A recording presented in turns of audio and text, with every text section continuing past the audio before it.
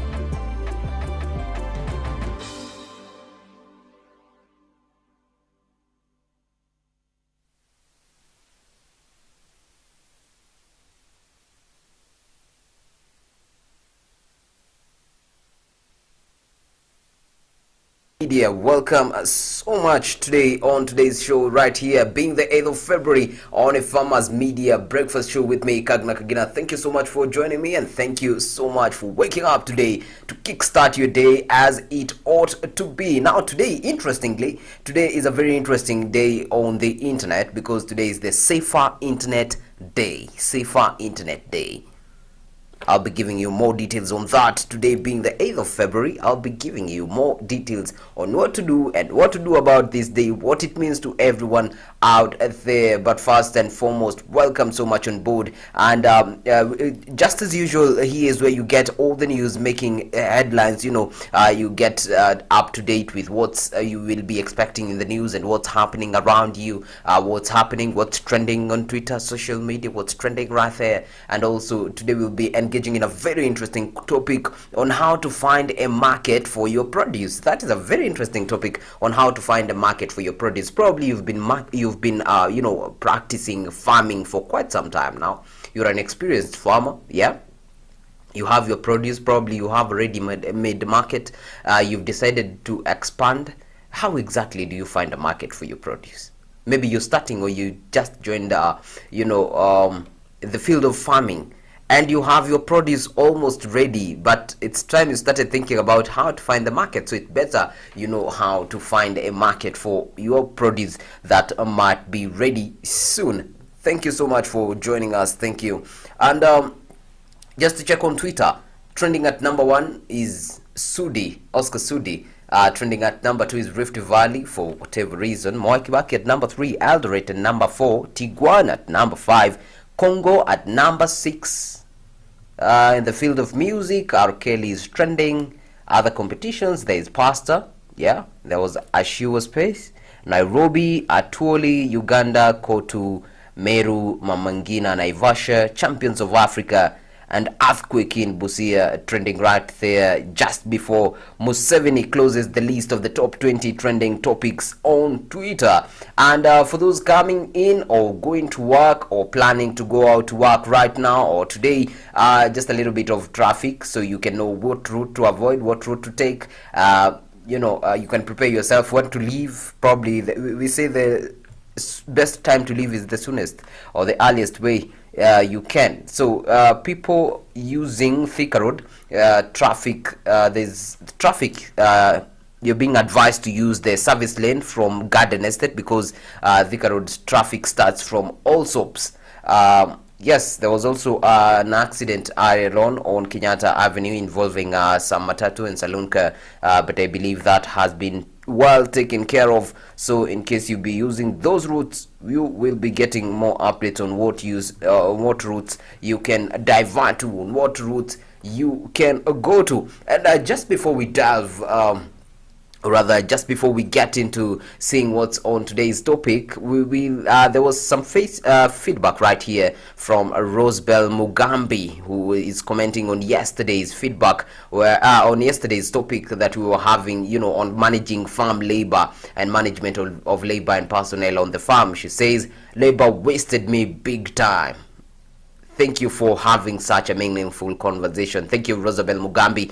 We also had Mary K. Wambua, right there, who was part of the conversation right there, and was asking how they can be enrolled as service providers somewhere on our Facebook, and that is very possible. Just DM us. Remember, reach out to us on our social media platforms. That is Afarmers Media on Facebook, Afarmers with the Z, Afarmers Media on Instagram, as well as Afarmers_media on Twitter. Remember, you can also tag me on my personal pages, that is at Kagna Kagina, on all social media platforms, and I will be getting to sample your feedback and what you think about our show, what you think about the program we're running right now, your contributions to the topic, what you think about anything that we'll be discussing this morning, and I will be sampling right that before we dive into the day. Now, when we're talking about we're having a very interesting conversation on how to find a market for your produce. That is a very I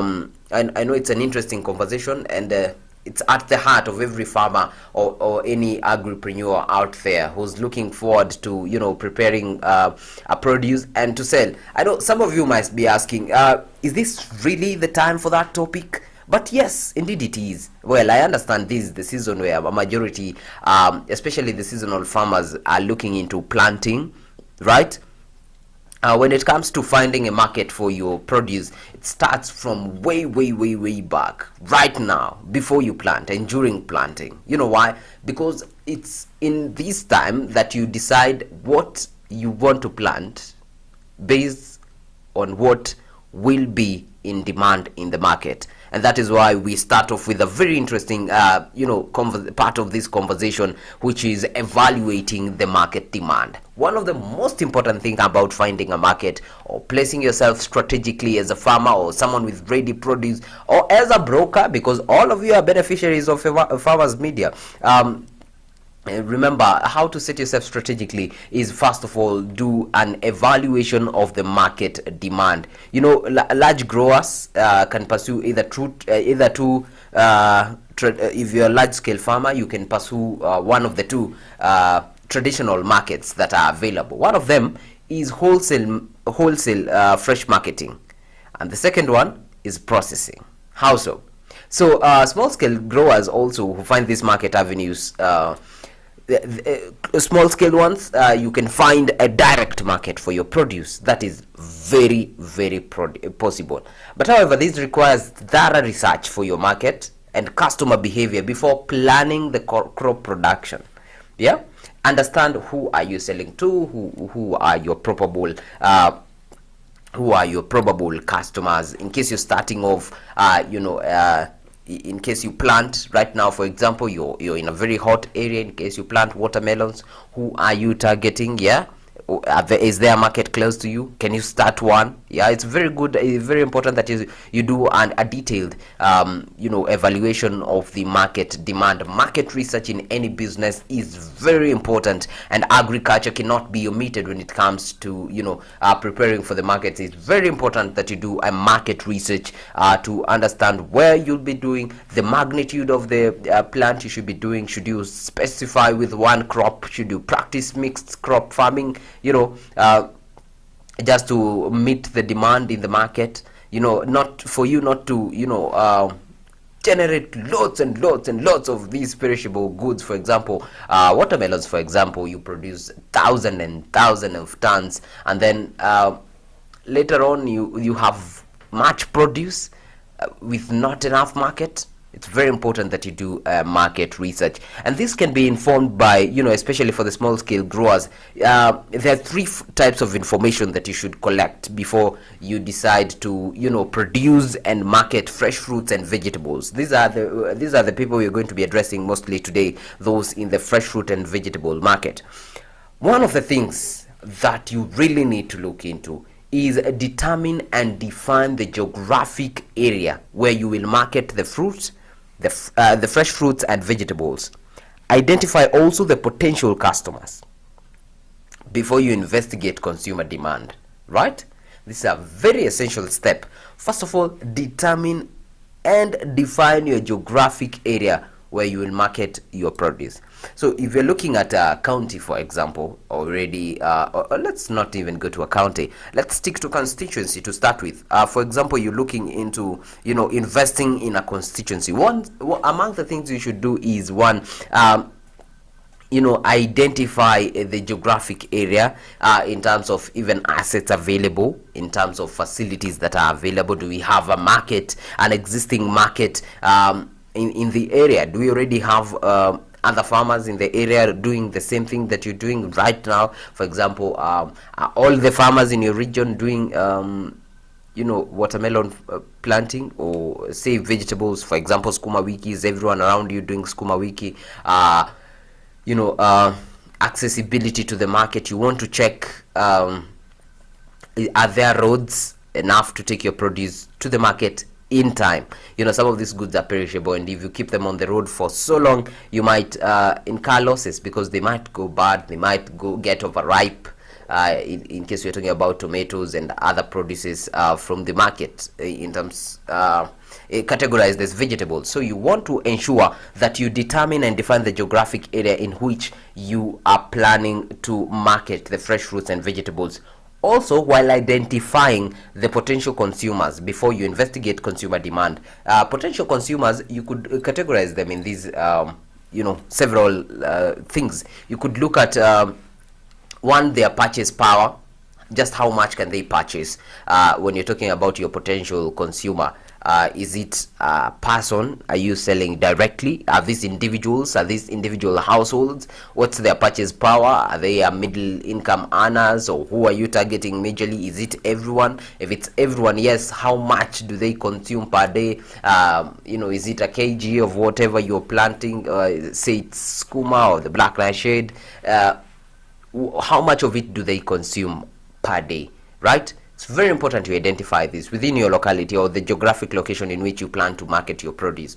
How much do they produce? Understand, the potential consumer, understand them properly, their purchase power, how much they consume, what they prefer. Are they seasonal in terms of their meals? From family to family it ranges. Sometimes you find that there are some families where they have a certain pattern, a certain consumer pattern. They most probably consume animal products during the festivities and the festive seasons. That might be around the whole of December, January. They turn to vegetables, and specific vegetables, because those are the specific affordable vegetables. Cabbages, skuma wiki, spinach, it ranges. So it's proper if only you can understand properly the potential customers that you're targeting on your market. That is one way of finding your market, because if you cannot identify your potential market, then how will you come up with the product and expect to sell? So it's very important. Among the steps of how to find a product, how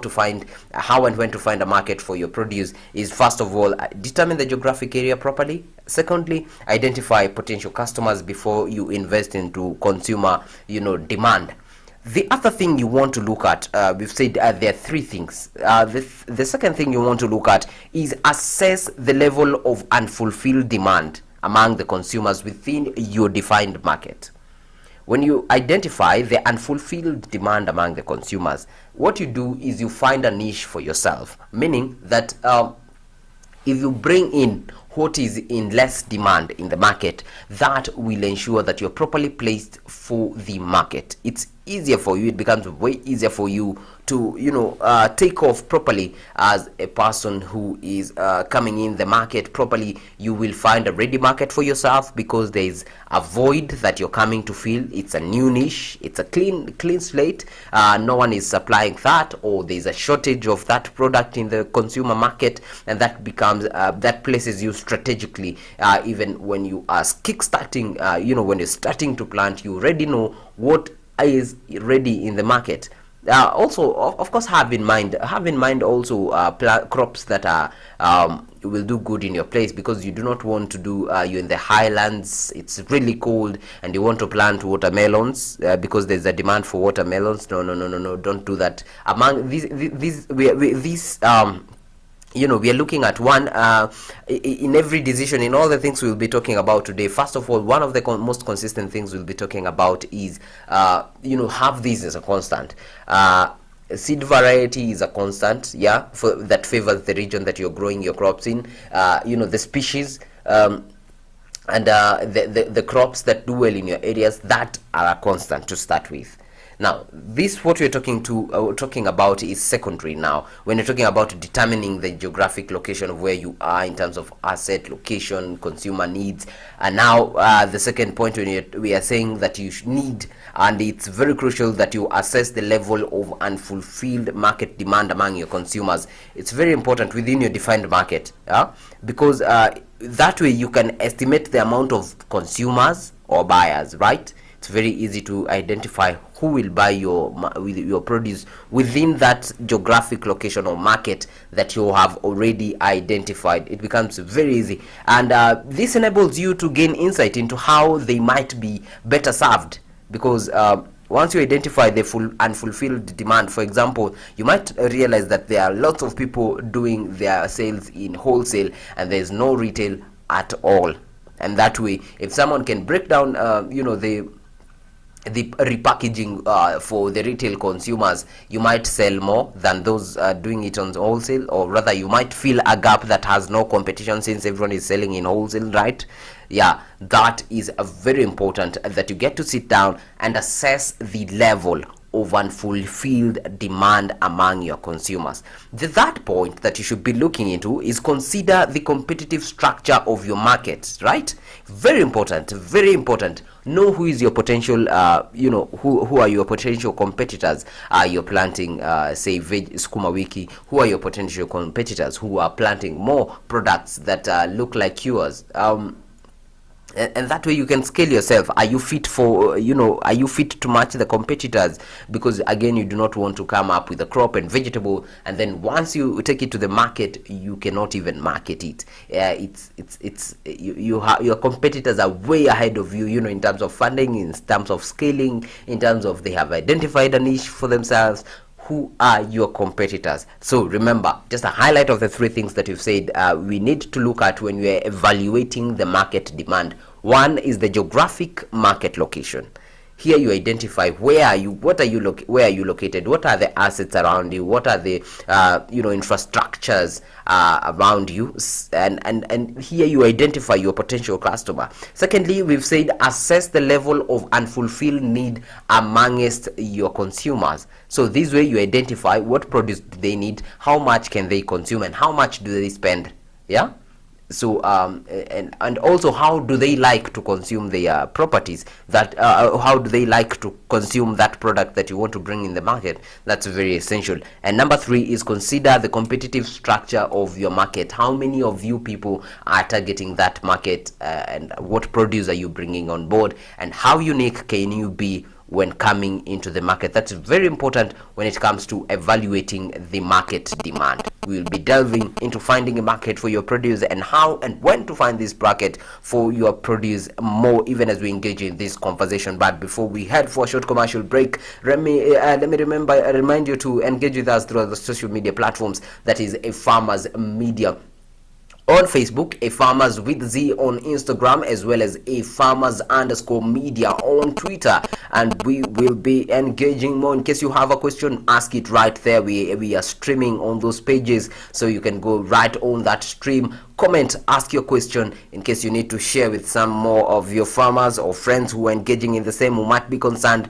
remember to share, like, and subscribe also on our YouTube channel. I'd also like to remind you, very importantly, that in case you're a farmer out there, you're doing coffee, tea, wherever, and you have not yet been vaccinated, it's really important that you get yourself vaccinated in order to prevent or protect yourself from coronavirus. Remember, the safer you are, the safer the farm is, and the healthier the farmer is, the healthier the farm is, and the healthier we expect the produce to be. So take care of yourself, ensure you're getting vaccinated, and you're getting this information courtesy of Producers Direct. We're headed for this short commercial break. We will be back with more on what's trending, what's making the news. We haven't even checked the papers yet. We haven't even delved into the topic properly.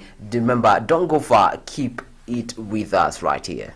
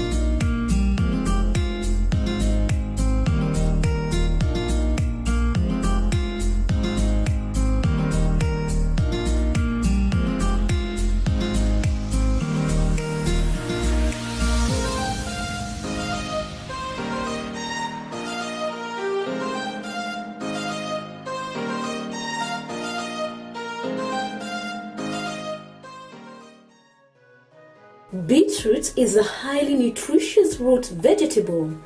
The beetroot is the top proportion of a beet plant. It is one of the many varieties of the genus Beta vulgaris, all of which are mostly grown for their edible taproots and leaves. Beetroot is a root crop that takes approximately 3 to 4 months to mature. Beetroot is a fairly easy crop to grow as long as the soil is well cultivated prior to planting. Beetroots do not enjoy wet, boggy or shady soils. Beetroot can be sown in trays and transplanted when the seedlings have 2 true leaves. Plant in full sun, space seedlings 10 to 15 centimeters apart, and rows 20 centimeters to 30 centimeters apart so they have room to grow. Beetroots are also ideal for containers or raised beds. Beetroots will happily thrive in small areas as long as there's at least 20 centimeters depth of soil. Beetroot has been used not only for food but also for treatment for numerous conditions.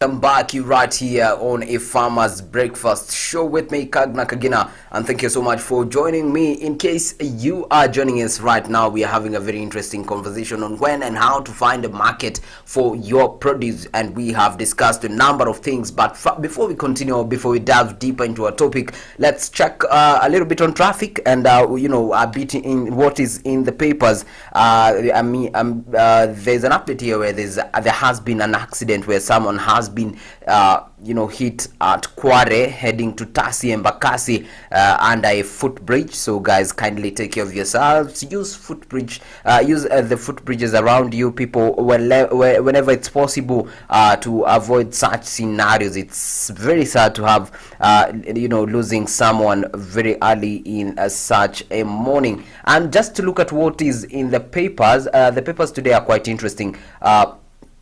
Let's start with the dailies. We have Daily Nation, where the topic today is Uhuru set to endorse Raila at party NDC, that is the party's national delegates conference that is expected to be held, and they're saying Uhuru is expected to endorse Raila ODM party leader Raila Odinga. We also on the same paper there is also some topic here where they're saying audio search for HIV vaccines yield new hope, that is on the Daily Nation. There's also these where Jubilee won't let us leave, cries UDA. And there's also the A to Z of African Cup of Nations, where Senegal's win ends anguishing wait for Lions of Teranga. That is a win for the AFCON that ended on Sunday. There's also hope for fears at launch of universal health coverage plan. Hopes and fears at launch of universal health coverage plan. That is among the things that you'll be expecting to find on the Nation today.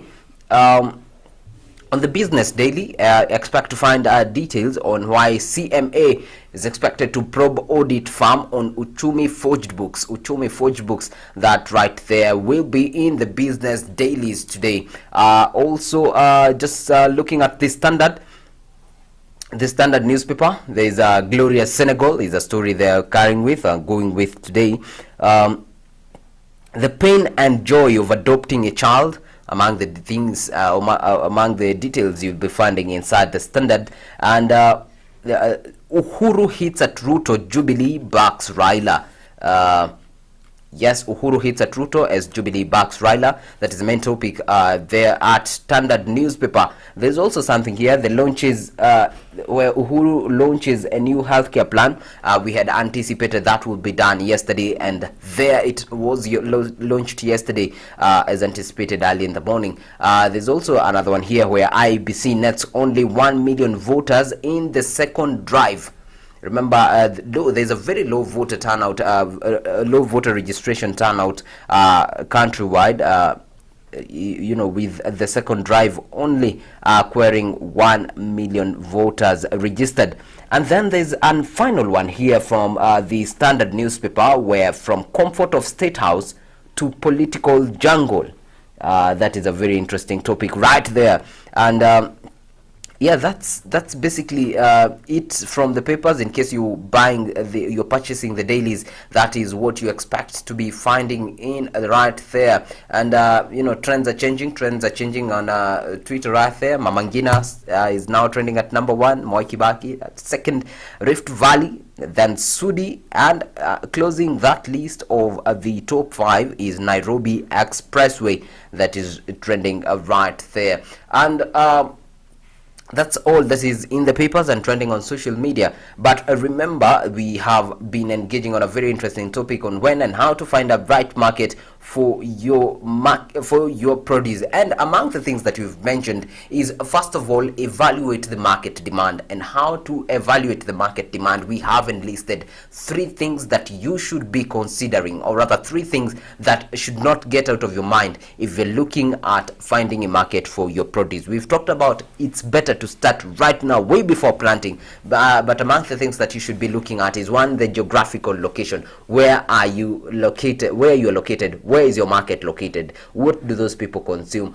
How do they look like? Identify your potential consumers, right? That's very important. Secondly, we've said that it's very important that you also look at assess the level of unfulfilled demand within that region. So that enables you to be well put in terms of meeting a niche and being unique even as you get inside the market. If everyone has this produce and they're selling it in wholesale, look at how you might consider giving it out in retail. If everyone is having it and process, go a step further. If it's maize, you might consider getting it from the cobs and sell it in sacks. Change your form of entry into the market. And that we've said that consider the competitive structure of your market. Very important that you consider, what does your competition offer? What are they coming to the table with? Yes, who are they? Identify them. What's their capacity? How much can they supply to the market? If your competitors cannot outdo you in the market, then that means there is still some more space for you. And there's some more things that we should be looking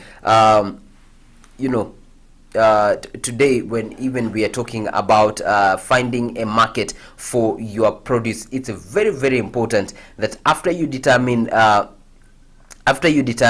potential market for your produce, very important, you identify potential customers. Yes, identify a potential consumers and potential competitors who is competing with you when it comes to in this market, when it comes to supplying or meeting the needs in this market. And now moving on to how to choose the right market for your farm produce. This is very important. How to consider the right market for your produce. Kenyan farmers ought to decide where they sell their produce early enough. That is, you as a farmer, you need to decide where to sell your produce early enough, what the market wants from you, and how to fit into the budget of your consumers.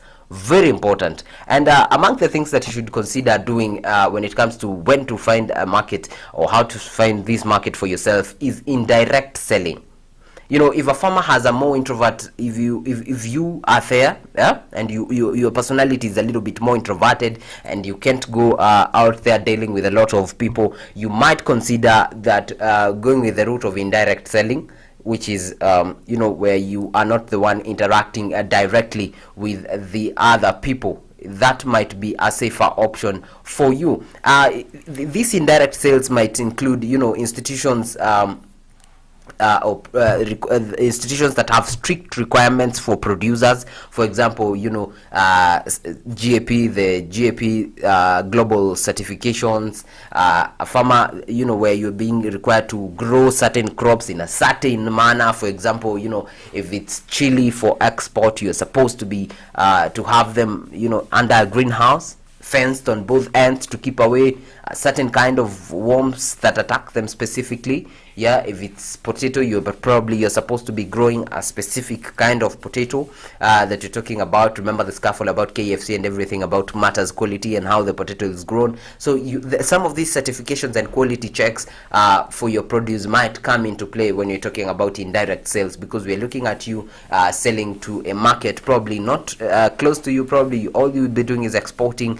Probably you will be giving them to people, brokers, and brokers will be giving them to the market. So it's very important that at this point you might be looking at very strict regulations, even as during the process of farming. That's why we are talking early enough right now, so you can plan accordingly. These regulations might include, the pesticide, the kind of pesticide that you're using. What pesticides will you be using even as you plant? This will also determine the fertilizer. What fertilizers are you using when it comes to this certification of indirect sales? What the amount of water you're using, quality water, the quality of your water, and the labor conditions. There's some countries, when it comes to purchasing your product, among the things they will be looking at is how was the labor, how are you paying your people, what age are your people, so that are you using underage labor, are you taking advantage of the women and everything else. So those are just among the factors that will be looked at by the international market in case you're looking at indirect sales. There's also this other means where we're talking of wholesale market. Here the farmer is you as the farmer, you are expected to sell all your produce, or rather your produce in bulk, at one place, right? This could be a store, a restaurant, a hotel, in a local place, a cooperative or a market.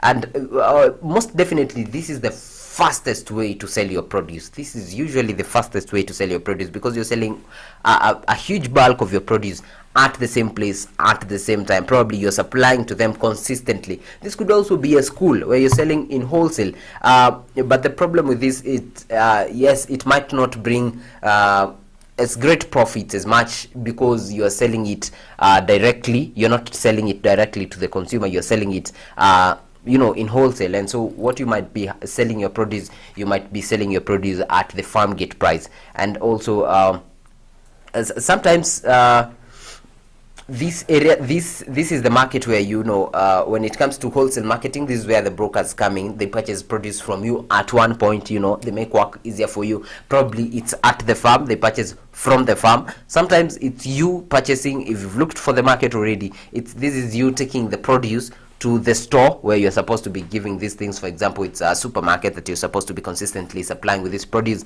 It's you taking your produce right there. And the concentration of supply and demand is large, and so there's a very high possibility that you're supplying in very large volumes. It's important to note that wholesale buyers, again, just like we mentioned in the indirect market, when it comes to wholesale, these people are very consistent, and they really check the quality to ensure, even as you grow your crops, finding a market entails how you're growing your crops. And so it's very important that you ensure that you have a very high crop, a high quality crop that you're putting, or high quality produce that you're putting out there in the market. Could be it's even the eggs or chicken. They're also looking, or something else that the wholesale market looks at is consistency, such that you do not supply today a bag and tomorrow they're suffering, wondering where do they get their potatoes, wondering where do they get their tomatoes or onions. So it's very important that even besides the high quality, that you check, can you be consistent even when you're supplying to these markets. There's also something else. Now this is convenience, after sales service, which is timely delivery. delivery. How timely can you deliver these products? Because if you're supplying at a school, for example, these children need to eat every day, and so it's very important that you consider, besides consistency, can you deliver timely? Yeah, so that those purchasing from you do not undergo the inconvenience of having to check for these things from a different place. Some other things that they may be looking for is sorted crops. Have you sorted these already? Because if they might be starting to sort these things afresh, that means they'll be purchasing these from at a lower price. But you'll find that most wholesale consumers want you to do most of the work for them, and so they're looking at crops that are already sorted, and most importantly, clean crops. If it's carrots, for example, you're selling carrots, or sweet potatoes, for example, they are, when you're selling wholesale, these people, you do not expect to sell to these people your produce covered in soil, and so you might be looking at properly cleaning up your produce before you say or term it to be ready for the market right there. And something that is very important to realize is that when you plant seasonal crops, you are competing with other producers in the market, and so this might lead to lower produces when it comes to a wholesale market, because once you quote this figure, they're quoting a figure less than that. But that, remember, even when it comes to pricing, conversation for another day, when it comes to pricing, it's very essential that you remember that do not just compete for a market. Remember to also meet your cost of production. Remember to to recover your initial cost of production, so that you do not go at a loss as a farmer as you are looking for a cheaper market. Even as you compete for a market, it's very important that you consider your initial cost of production. Something else that you should be looking at, even as you compete with other farmers who have their produce on the price, and they are pricing their prices differently, you should be looking at the current market prices. Yeah, you don't undersupply, don't supply too cheaply, yet the current market prices are something that you could be ripping off properly. So it's very important that you consider that. So remember, that is wholesale marketing. And then there is another form of marketing which is not ventured into very much, yet there is a very big niche. It's a very big niche. It's a very good opportunity when we're looking at processed food processing marketing. Processing marketing can be quite costly, because it's done by large companies. However, you could be the one supplying to these companies, or you could be the one owning this company where you're doing the processing marketing. And since you need to keep your unit of production as low as possible in order to become competitive, you try and ensure that you minimize the cost of your production even throughout the growing process, to ensure that you remain competitive in the market, such that you do not have a very huge cost of production and the market prices are lower at that point, and hence you end up suffering. And we're talking about processing. We are looking at you probably you cleaning the goods a little bit better, you slicing up the products we are talking about. Probably if it's maize, we're talking about you getting them from the cobs instead of selling them when they're still in the cobs. A little bit of processing. If it's beans, you're looking at you selling them past that stage where they're in the pods. And so this is also an important market, the processing market. The other and common, which is the least explored, I'd say, is the supermarkets and food retailers. These outlets are a very good market for you. They are very good market for you. Besides everything else that you're looking at, wholesale, retail, processing market, there's also the supermarkets and food retailers.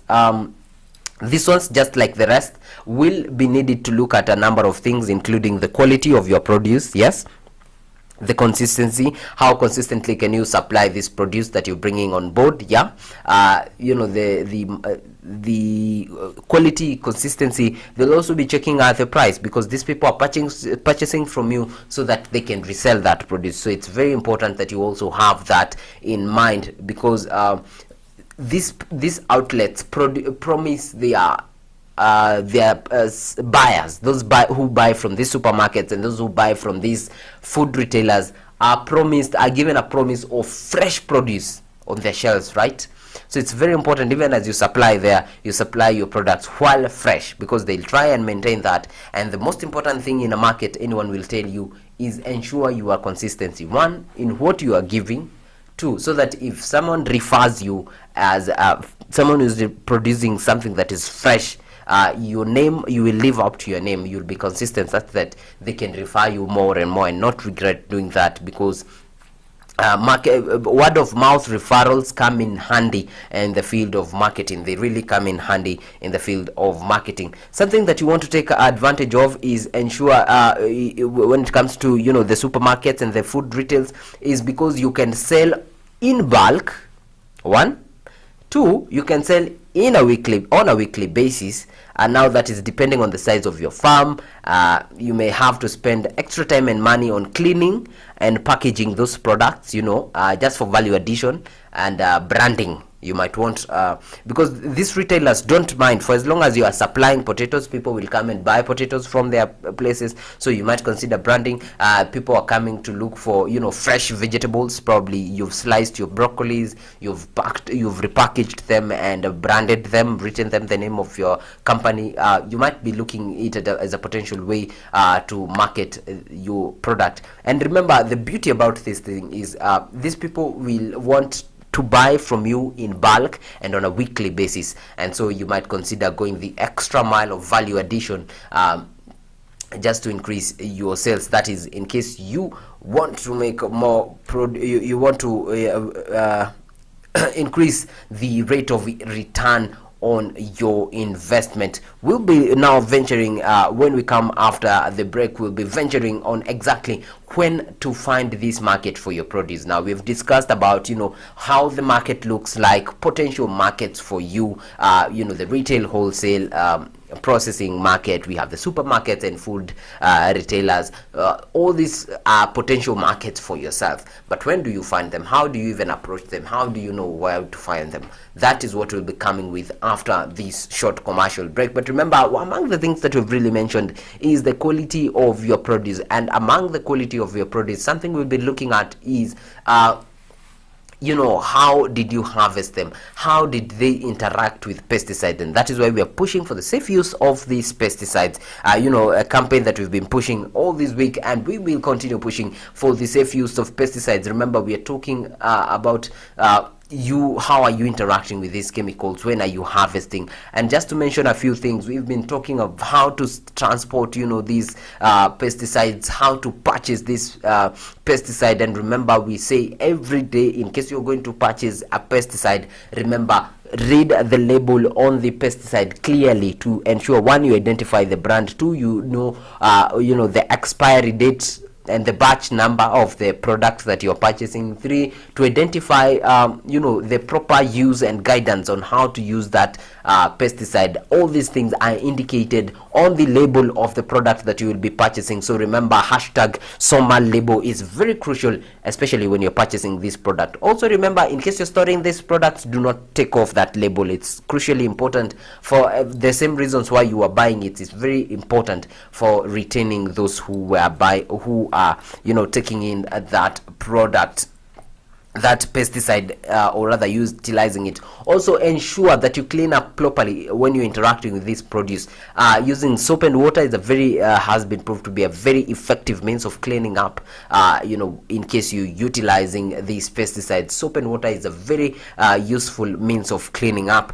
Remember also to have to keep away these pesticides away from the reach of children, right? Either you lock those cupboards that you're storing your pesticide inside, or keep it in higher shelves, just to ensure that you keep the children away. And remember to keep watering points outside the watering stations, washing or cleaning points outside these storage points, such that to ensure those who have interacted with those chemicals, those who have interacted with those pesticides inside that store, get out of there and find a cleaning point where they can clean up and be ready, and be safe even as they go out there. Because we're saying once we use these pesticides safely, we are safe, and you as the farmer are safe, the producers are safe, and that is what we are looking up to. And that is a campaign being run by Markup Kenya in collaboration with UNIDO Kenya. Remember, you can also get them on their social media platforms in case you have a question on what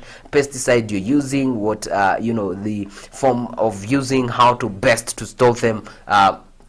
Remember, you can ask all those questions. You can engage them on their social media platforms, that is at Unido Kenya as well as at Markup Kenya. And just to remind you, after the break I'll be sampling some of your feedback, so be sure to engage me on our social media platforms, that is Afarmers Media on Facebook, Afarmers with a Z on Instagram, as Afarmers, as well as Afarmers_media on Twitter. And we'll be coming back with some of your feedback as well as more on what's on the what's running in the news, what's making news today, what do we expect to be hearing in the field of news today. We'll be looking more into that even as we get into the second hour right here on the Breakfast Show. Otherwise, don't go far. We'll be back in a while.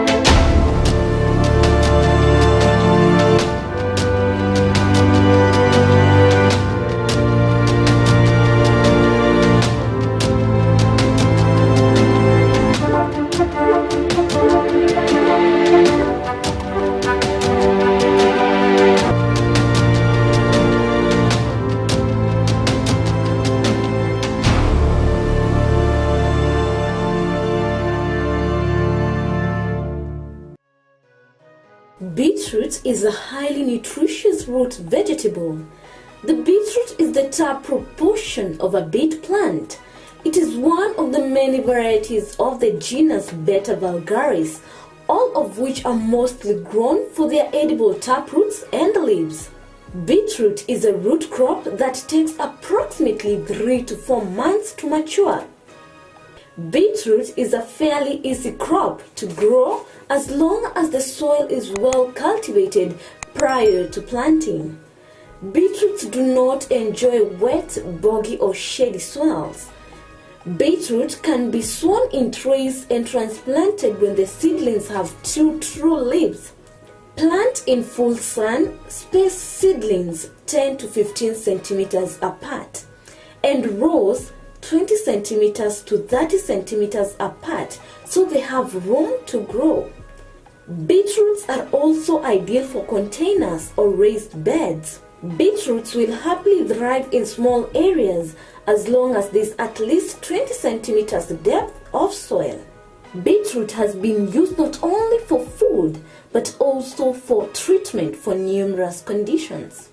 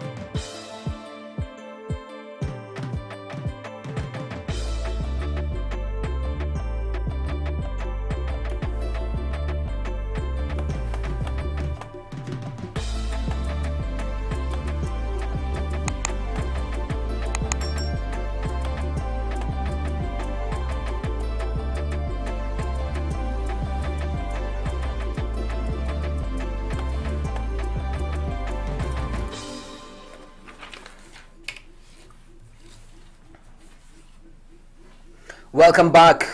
For those who are joining us right now, this is a Farmers Media Breakfast Show with me, Kagna Kagina. And remember to engage with us through our social media platforms. That is a Farmers Media on Facebook, a Farmers_media on Instagram, as well as a Farmers_media on Twitter. And we have been discussing on finding a market for your produce before the break. And remember, today being the 8th of February, today is the Safer Internet Use Day in the world, and remember, today they're pushing for the safe use of the internet.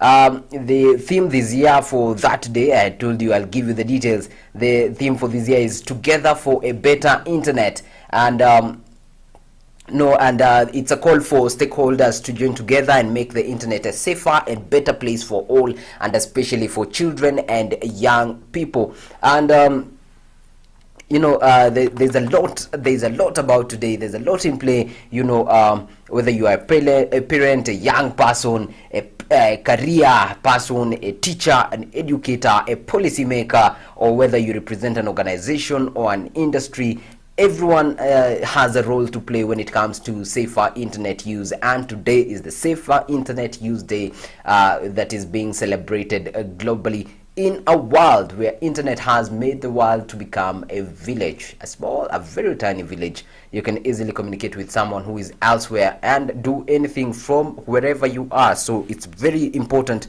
that you use the internet safely. And for those still traveling, there's a few updates for you right on traffic. Thika Road, I'm being told, or rather I'm getting information that Thika Road, the traffic begins at Safari Park. That means it's quite tight on that road for those using that road. Naivasha Road is also a mess with matatus overlapping. Those are increasing the traffic right there. The same applies to Ngong Road. There's also lots of traffic. Same script for Jogoo Road, where the jam starts at Hamza. Yes, and Kiambu Road, it's no better. It's also plenty of traffic on that road as well. And that's it from the traffic right there.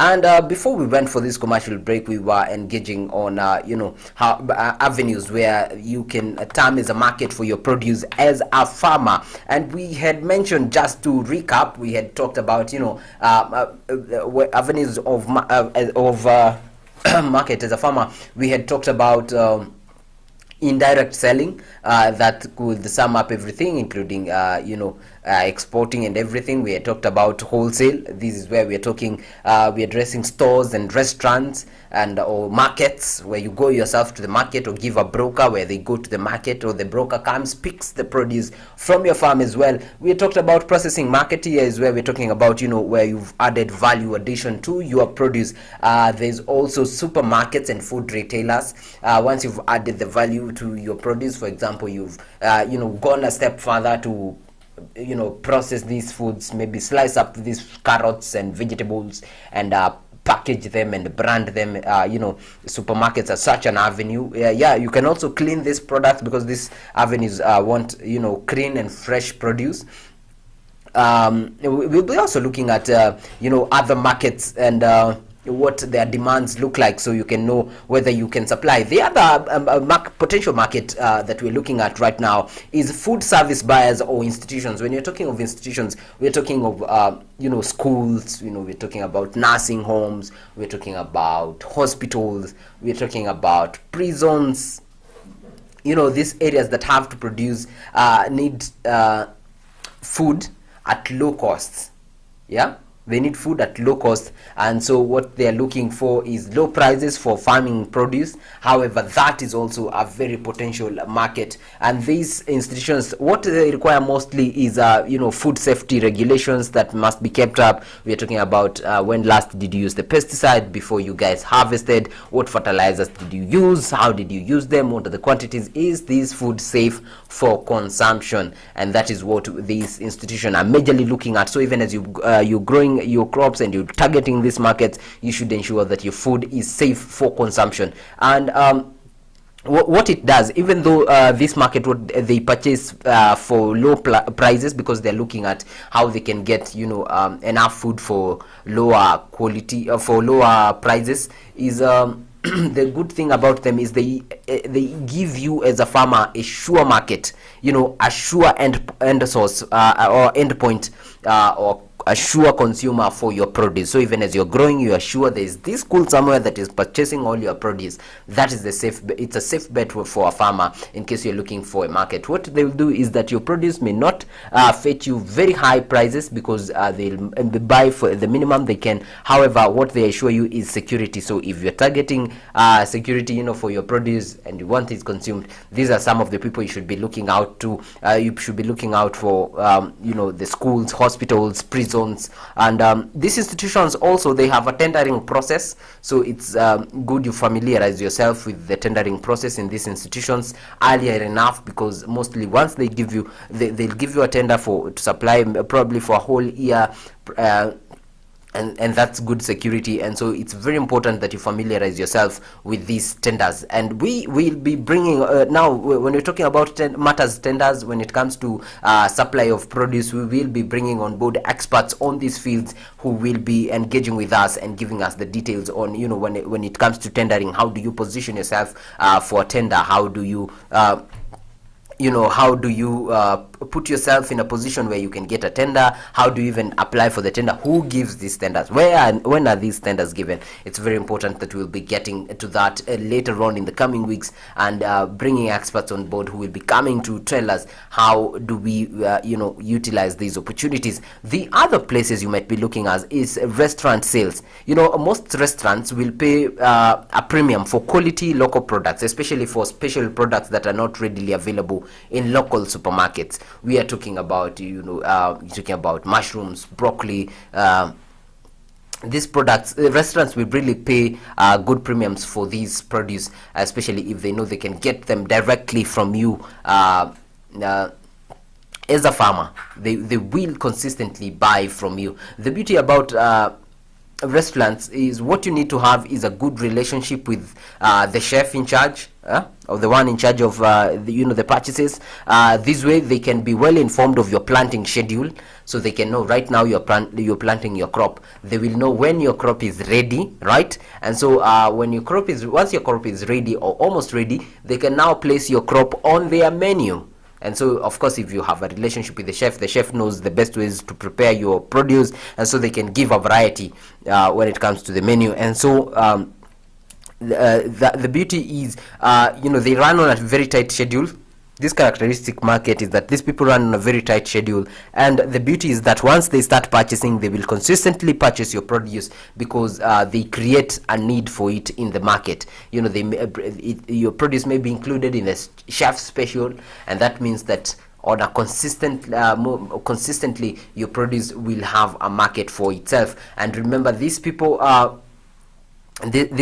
can be quite busy, and so you might consider creating that personal relationship with them outside their workplace, and just to ensure that you are on their right books and get them when they're in the right state of mind, when they're not very busy, and when they can engage you. Those are restaurants and their sales, and these are consumers as well, and that is a very good and potential market. For example, if it's a potato outlet, as a restaurant, remember, here you will sell good amounts of potatoes, and among the things they'll be looking for is quality. You might not exactly quality and food safety, because they are protecting their brand as well as a food outlet, and so you might not incur lots of charges when it comes to value addition, unlike in the supermarkets and food retailers, but also these ones will purchase from you properly. The other one, which is the most effective, if it's possible for you, this is the most effective market for you, because it fetches good market prices. This is the direct sales. And this can be very time consuming for farmers. That is why most farmers do not prefer using this method and choose to stay away from it. But in case you're looking for place where you can fit into the market value chain when it comes to market produce, then this is the perfect place for you when it comes to direct sales. You can purchase from the farmers, but then be the broker here. But however, if you are a farmer, you are a good planner, and you are good at talking with people, this method can work for you. Remember, you should, all you need to have is a stand somewhere, right? Yeah, and the stand should be constantly manned, so you might consider having an employee there, or a person, someone who will be at the stand constantly. Yeah. And you as the farmer, that can be you as the farmer, where you're not planting all, you're not you might have laborers on your farm, and you stand at you go there at your stand on a daily basis.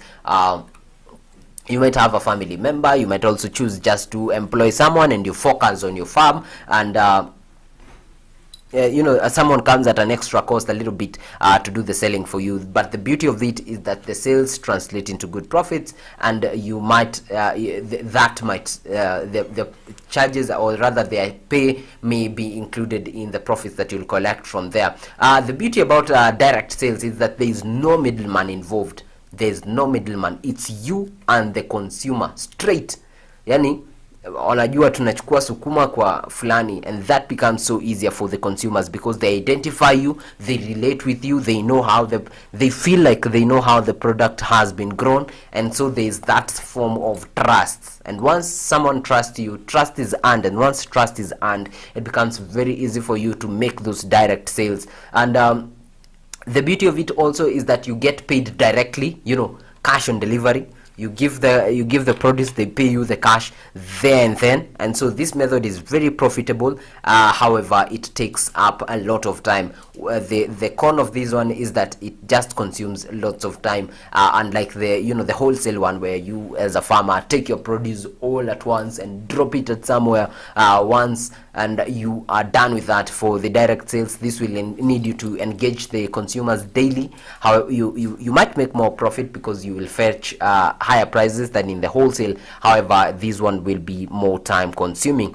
The other avenue for marketing your produce is the farmers market or community market. There are several famous markets. We have the so renowned Soko Mjinga along Nairobi Naivasha Highway. Right now here it's called Soko Mpya. We also have a market in Karatina, a very good market right there. In Nairobi, I think we have a few markets. These farming markets. We have Kirigiti, we have Muthurwa right there. We have a market there. We also have Marikiti.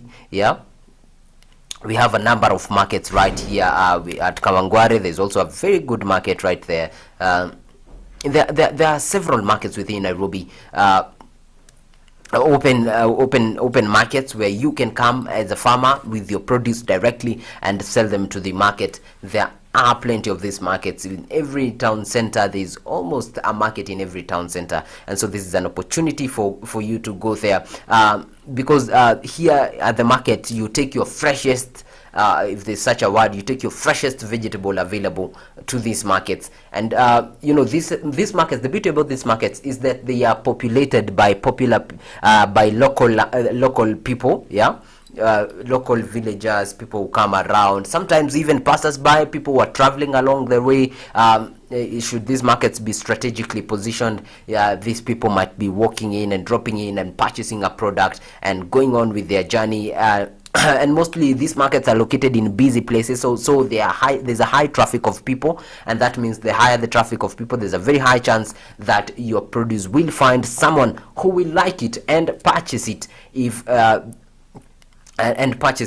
So one thing about this market is that for them to make to return as good sales as possible, they need to be clean and well maintained and well managed, which that might come at an extra cost a little bit, but mostly not on the farmers, because we have the counties taking care of these, and you just have to pay for your stand or wherever they have positioned you, and they'll take care of the rest. And here you remember, here you are competing with other farmers based on display. And so the quality of your goods really determines whether you will sell, right?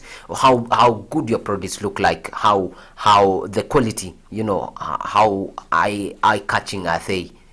Do they look all juicy? Do they look fresh? Do they look has the sun beat up your produce, and they look withered?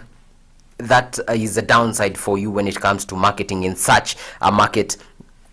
But the beauty of this is, in case you have a variety of produce, then this is the best place for you to go to, because you can have your cabbages, carrots, tomatoes, onions, and everything. And so when someone comes, they'll purchase, a number of produce from you, and that ensuring that you diversify your income when it comes to that marketplace. And freshness is something that is very, very, very important in this market, remember, because we're talking about vegetables. And remember, here you also have other competitors with you who are competing with you based on display.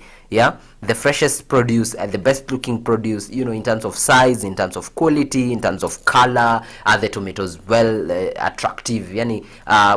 Once someone looks at them, do they want to associate with them and purchase them? That is what gives you an upper hand in this market. And also your tongue, your mouth. How well can you talk about your produce, or how convincing can you be while you're making your sales? That plays a very big role when it comes to the farming market and the community markets. But the things that you should also be considerate to place yourself strategically in these markets to ensure that your produce go. In case you decide that you're going to the farm market and the community markets, if you want your produce to go, then there are a number of things that you need to consider, that you need to have in mind even as you prepare for that. Remember, display is very important. Display is of paramount importance when it comes to these markets. And so you might want to group all same colored vegetables together. If the green colored vegetables, put them in one side. If it's the bright colored ones, it's the red ones, place them together. The display needs to look colorful and beautiful.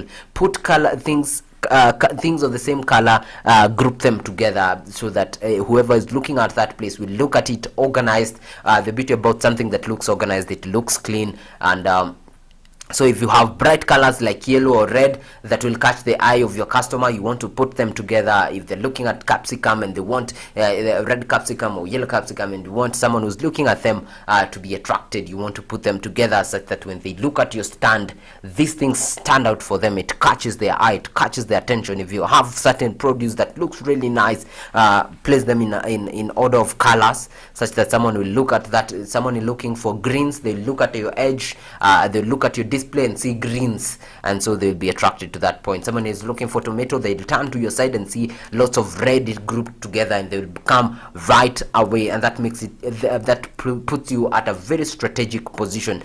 Something also that you want to look at, as a farmer, is you can also make up some packages and recipes or staple vegetables in bargain packages. What I mean is, at times you have produce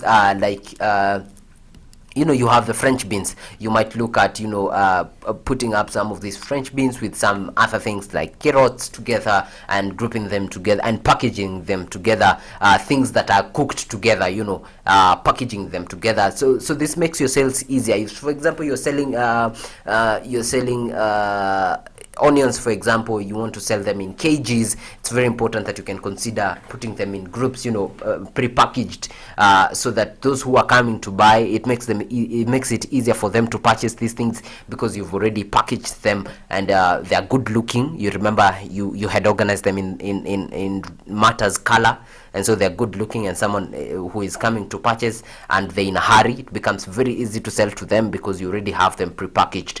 Something also that you need to do is, you might consider to do this in order to create a brand for yourself, is add a sign with the name of the farm or the name of your business, so people can recognize your stand and see the pricing of your product. Yani, be creative, be very creative when it comes to putting your brand out there or putting yourself out there. Remember, this is a marketplace.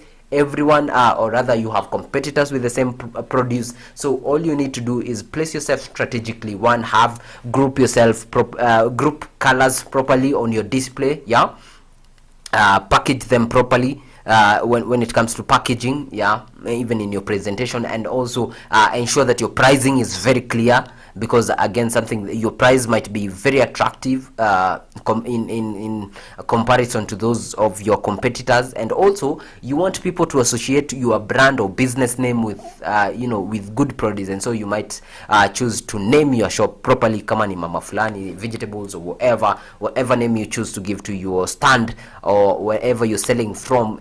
Make sure that this is legible from a distance, and also ensure your prices are visible so that it will attract people, it will pull people, and once they buy from you and ensure that, and they find that the goods are good, the beauty is that they will always come back and they will look for that brand. And so you want to be creative when it comes to that, so that you will have a lasting impression on them, so that when they come back next time, they will come directly to where you are. And in case they're sending someone to come, then it will be very easy to send that person. We'll be coming back in a short while to wrap up on this conversation on how and finding a market for your produce. We've looked at potential markets where you can be sending, or where you can purchase, where you can sell your produce, right? We've looked at how strategically you can place yourself in this market, and we'll be wrapping up on that conversation right after this commercial break. But remember, we've told you, in case you're a farmer, in case you're farming right there, remember to get vaccinated, which is very important. The virus is still here with us, and people are dying, and we do not want that for you as a farmer. People are getting sick from COVID-19 with the several variants that come with different intensities. And so we want a healthy farmer. We want a farmer who looks nice. We want a farmer who is healthy, who is energetic, with all your resources directed to your farm, and your produce. And we do not want you spending unnecessary expenditure on your health. So ensure you get vaccinated in as soon as possible, and also ensure you get your farm laborers vaccinated, the personnel on your farm. Ensure they're vaccinated, as well as your family, to ensure that we keep you safe, because the healthier the farmer, the healthier the farm remains to be. And we will be back after this short break. Remember, that message is coming to you courtesy of Producers Direct, so stick around, don't go far.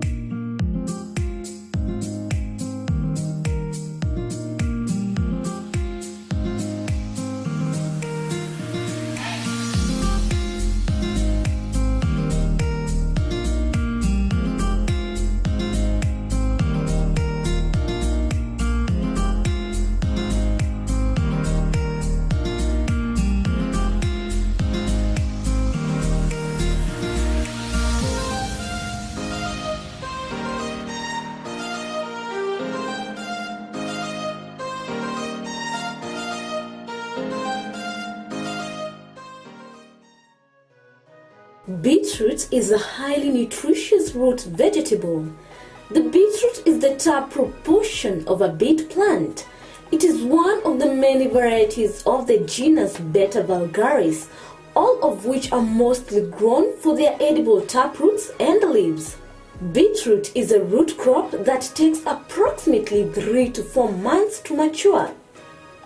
Beetroot is a fairly easy crop to grow as long as the soil is well cultivated prior to planting. Beetroots do not enjoy wet, boggy or shady soils. Beetroot can be sown in trays and transplanted when the seedlings have 2 true leaves.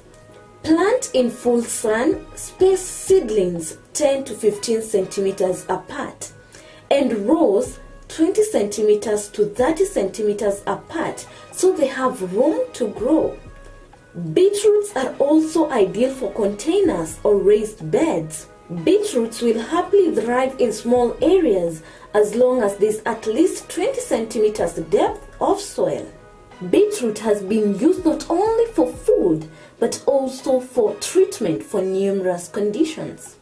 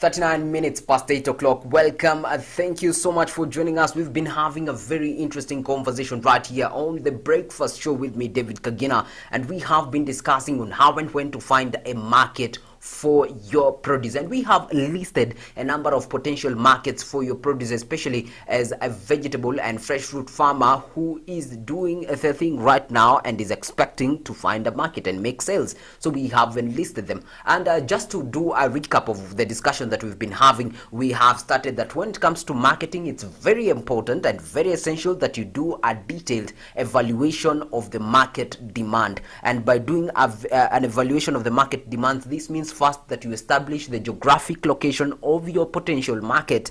Also, you are expected to do and to assess the level of the unfulfilled demand in that potential market, right? And you are also supposed to consider the competitive structure of that market. Who are you competing with? And we've also named a list of a few potential marketplaces where you can take your produce as a fresh fruit and vegetable farmer. And among the avenues that we have established is indirect sales. We've said that indirect sales here is where the farmer, you as the farmer don't get to directly interact with lots of people, and so you depend on other people to make the sales for you. And this might entail selling your produce directly to a broker who does the rest of the marketing for you, and therefore you get your money at that point. And we've said at this point here, you really need to have produce that is of high quality. And remember, quality is of essence, especially when it comes to fresh fruit and vegetables, because those selling the fresh fruit and vegetables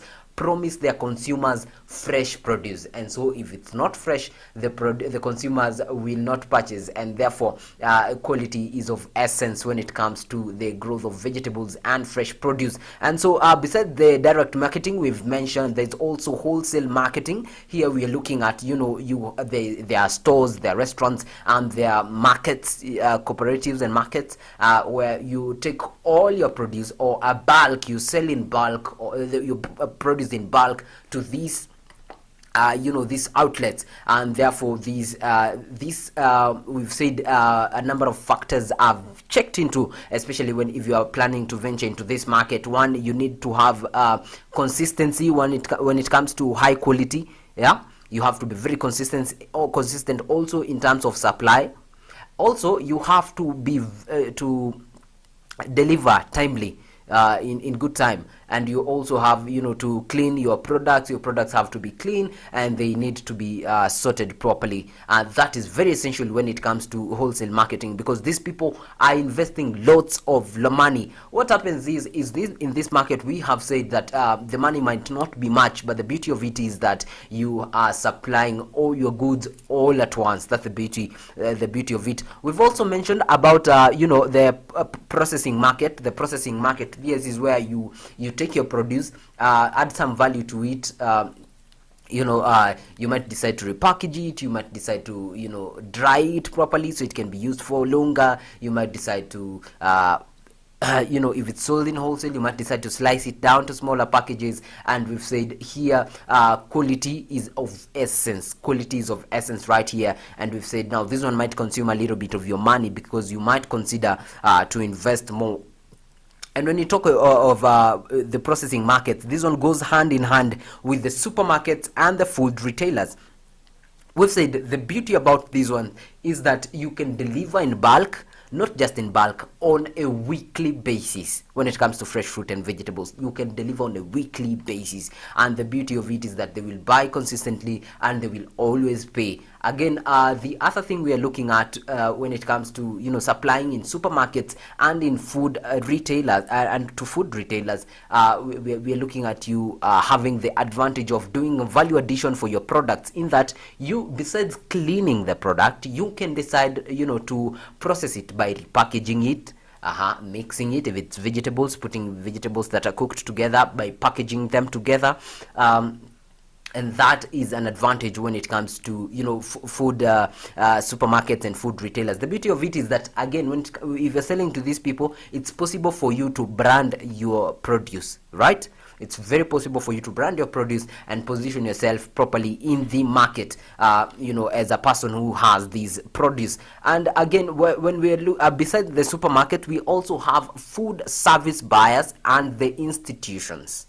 food service buyers, and the institutions. We are talking about schools, colleges, nursing homes. We are talking about hospitals. We are talking about prisons, and when we've said the con about this market is that they might buy your produce at a slightly lower cost because they're looking to minimize the expenditure on food.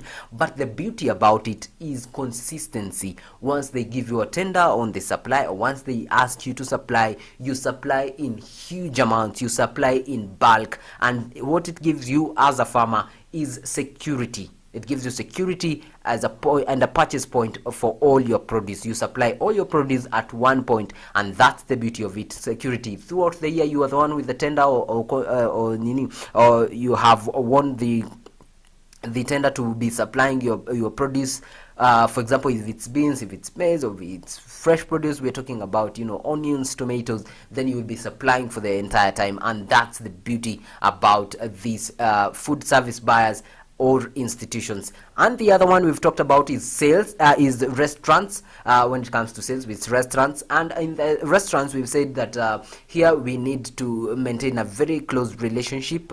You need to be strategic in how you're maintaining the relationship with those running the restaurant, and therefore you might consider being a busy industry, you might consider on the side meeting up with the chef or the one running the restaurant, so you can make them know, and they can be clearly in the know of how your produce is doing in the farm, at the stage at which you're harvesting, when you are you're harvesting, and when you can supply, such that they can have or include your produce in the menu. And the beauty about knowing the chef is that he is the one in charge of that place right there, and so it's very easy for you to identify what food is in demand in what season and in what capacities and volumes, and that puts you strategically in the market. The other option that we've said, which most farmers run away from, probably because it entails the direct interaction with the consumers, is the direct sales. Now, direct sales is where you as a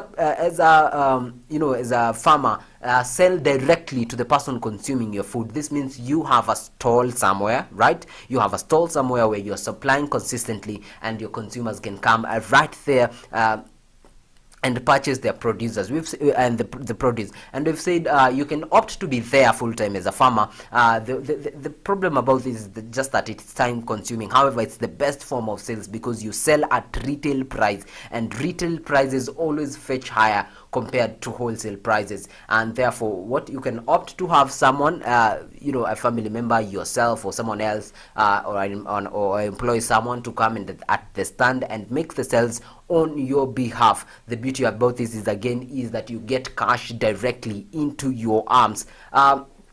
Something else we are trying to do is that besides the direct sales, you can also have the farmers market or community markets. Remember, here you now have this market is quite competitive because you're coming to meet with people who have similar produce, right? And you're competing for clients, for the same clients, because these clients have come for the same produce as you, because you are meeting there as with fellow farmers, with fellow people who are coming to sell. Probably the brokers have brought the produce that they bought directly from the farmers to this market, and so if you decide to bring yourself to this market, the beauty you have is you will get fast cash on delivery. The moment you sell those produce, you will get your cash at hand. But you need to be strategically positioned because competition here is very high, and one of the things to strategically position yourself is ensure you have good quality produce, right? And when we mean good quality produce, we mean that produce that is very has aesthetic value. And how do you so? We've given 3 strategies to ensure that you are well positioned in the farmers market and community markets. We've talked about we've talked about display. We've said display is of paramount importance. And how do you display? So we've said try put produce that have similar colors, group them together. If it's the tomatoes and they're red, put them together. If the capsicum are yellow, put them together. If you have the green ones, put them together. We're talking about the eggplants, you have the squash, the courgettes, all these things. You have kales, skuma wikis, and everything. Group them in, put similar colors together, so it becomes aesthetically pleasing to the customers, and therefore attracting more customers. We've also said that as a farmer, you can also make packages and and recipes, you can also make packages and group together vegetables that are cooked together. So this makes work easier for those coming to purchase, so they can easily come at your place. And also it makes purchase easy, because if they say 1 kg, you just hand them over instead of starting to coming to measure everything from the beginning. So these places you strategically in the market, especially for those in a hurry. And also the beauty about here is that you can strategically position yourself by marking your point, ensuring your brand has a name. You can name your brand, Flani's farm produce, blah blah blah, or Mama Flani mboga and vegetables. So it puts you out there. The beauty about this is you can also indicate the price of your commodities,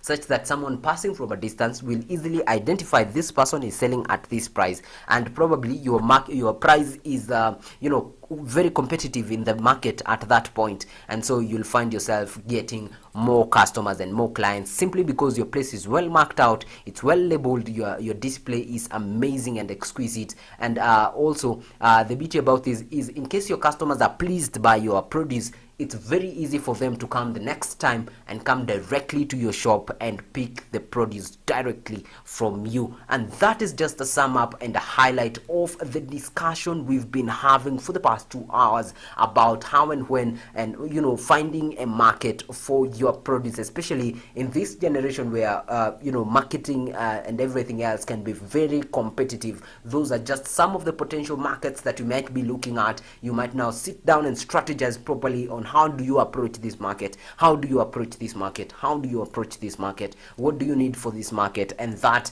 and many more. Remember, we've also said matters tendering, especially when it comes to institutions and these supermarkets and retail and food outlets. We will be bringing in an expert say next week, where we will be looking at tendering for a farmer. When are these tenders given, how are they given, who is given, what do you need to have in your possession so that this you can get these tenders to supply, and how do you position yourself strategically if you're given a tender that is bigger than your supply ability in terms of cash. And all these things we will be looking at next week, so you don't want to miss out next Tuesday, even as we have this conversation.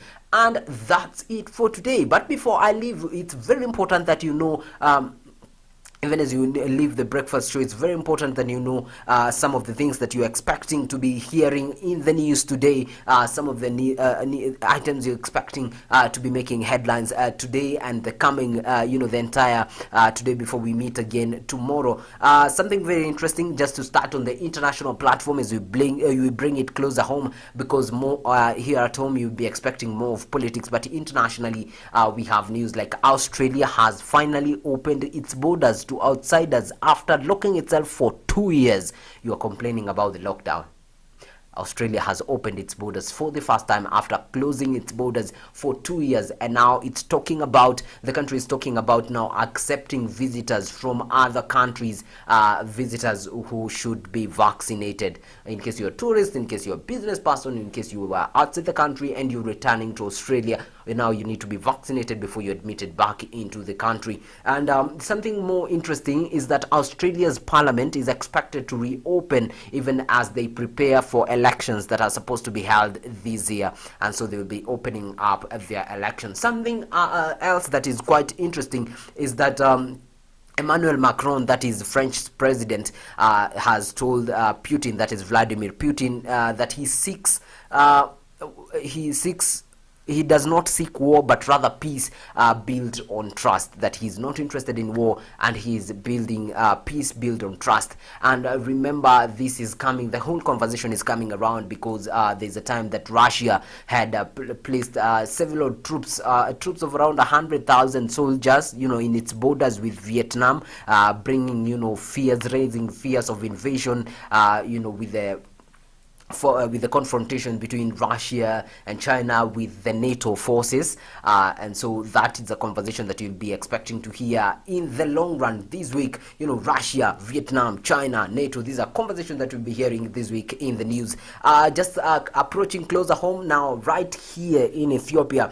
Ethiopia has shielded M-Pesa from the license freeze. Remember, Safaricom was planning to venture, or rather has plans to venture into Ethiopia to offer these telecommunication services, and as well as M-Pesa was one of the products that was supposed to be introduced in that country. And good news for the companies that Ethiopia has shielded M-Pesa, the service, from a license freeze. And now in the country, I'm telling you, in the country, what is reigning in the news within the country, several months to the general elections that are expected to be held on August 9th, are politics, especially now that we have a majority of people being expected to withdraw, or rather step down from the positions they are holding currently, if they are to run in the forthcoming general elections. Remember, we had a deadline that was given when by March, where most political leaders are expected to step down in case you're holding a public office and you intend to run for office come 2022, come August 9th 2022, this year. That is several months away. Then you are supposed to be to step down from office. And a majority of CASs have been stepping down in the long run, including CAS Ken Obura, who was holding a position in the Ministry of East African Community and Regional Development. The CAS is expected to step down very soon, to resign in order to face off for the gubernatorial position with Kisumu's Anyang' Nyong'o, and so in the August polls. And so that is an interesting conversation right there. We also had other CAS stepping down, like Wavinya Ndeti, who has shown interest in vying for position in the Machakos gubernatorial position. And also elsewhere now, this is quite interesting. Now, Deputy President William Ruto, who is currently, alienated to United Democratic Alliance Party, the UDA, is expected to step down or resign from Jubilee Party should he be interested in vying for the presidential position come 2022 using without using the UDA party ticket. This means he has to resign from the Jubilee Party. He has a deadline of 26th March.